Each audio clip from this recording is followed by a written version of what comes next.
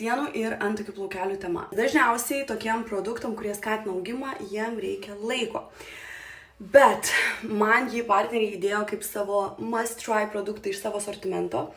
Ir realiai aš jį panaudojau turbūt iki 10 kartų. Ir aš akivaizdžiai matau skirtumą, kad padaugėjo plaukų antakio pradžioje, kur man va čia jų šiek tiek trūksta. Ir blakstienos. Jos ir taip pas mane yra ilgos. Čia yra rudas tušas, net ne juodas. Bet aš akivaizdžiai matau, ant kiek blakstiena yra tokia storesnė, tvirtesnė.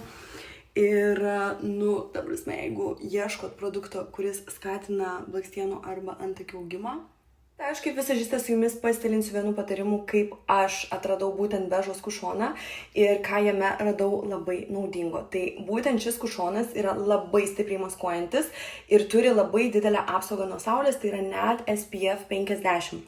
Tai ką aš darau, aš būtent su šia spalva, tai yra 21, išviesinu tas maskuoklio zonas. Tai tas zonas, kurias noris labiausiai išviesint ir labai logiškai gaunasi, kad jas apsaugau gerai nuo saulės, tai jos ir neįdenga man per daug ir lieka šviesesnės ir tokiu būdu galiu pasidaryti tokį fainą natūralų veido kontūravimą ir tuo pačiu naudoju jį vietoj maskuoklio.